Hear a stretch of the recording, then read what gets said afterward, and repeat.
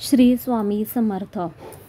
अक्कलकोट स्वामी समर्थ महाराजांच्या मंदिराजवळील बाल उद्यान आहे हे।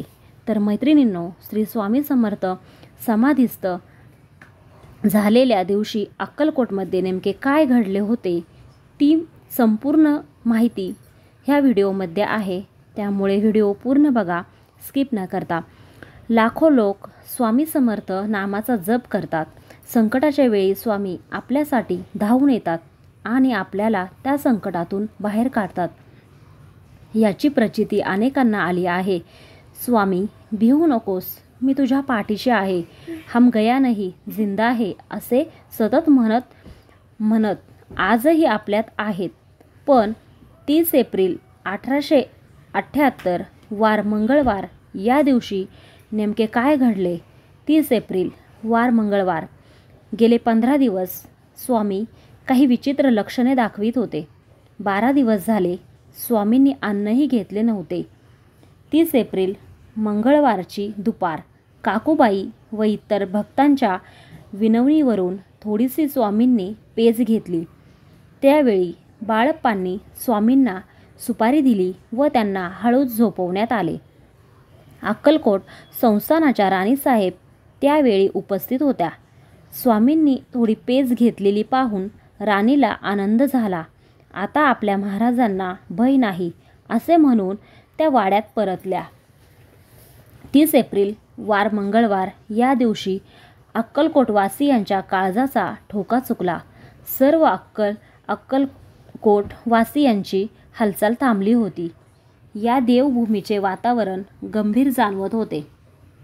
नगरवासियांचे चेहरे पडलेले होते। चोळप्पाच्या मठातील स्वामींची भागीरथी गाय व तिचे वासरू दोन्ही सारखे हंबरत होते। त्यांचा हंबरडा पाहवत नव्हता। स्वामी वडाखाली होते। दुपारी 1 वाजण्याच्या सुमारास त्यांनी सर्व जनावरांस समोर आणायला सांगितले। हे ऐकताच स्वामींचे सर्व सेवेकरी अस्वस्थ झाले। त्या दिवशीचा सर्व नैवेद्य स्वामींनी जनावरांस देण्यास सांगितले। इतकेच नव्हे तर आपले सगळे वस्त्रे त्या मुक्या प्राण्यांच्या अंगावर घालण्यास सांगितले। त्या मुक्या प्राण्यांचेही डोळे पाणावले होते। स्वामींनी त्या मुक्या जनावरांच्या पाठीवरून हात फिरवला। त्यानंतर स्वामी आपल्या पलंगावर येऊन बसले। श्रीपाद भट्टजींनी त्यांना व्यवस्थित बसवले। त्या ठिकाणी स्वामी स्वस्तिक आसनात स्थापन झाले। याच अवस्थेत स्वामी मागे टेकले आणि लगेच त्यांनी आपले नेत्र मिटवून घेतले। जवळच वैद्यराज होते। त्यातील एकाने स्वामींची नाडी पाहिली, ती लागेना।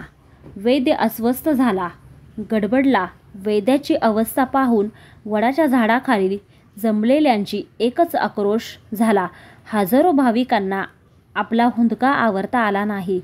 सगळीकडे दुःख आणि आक्रोश झाला।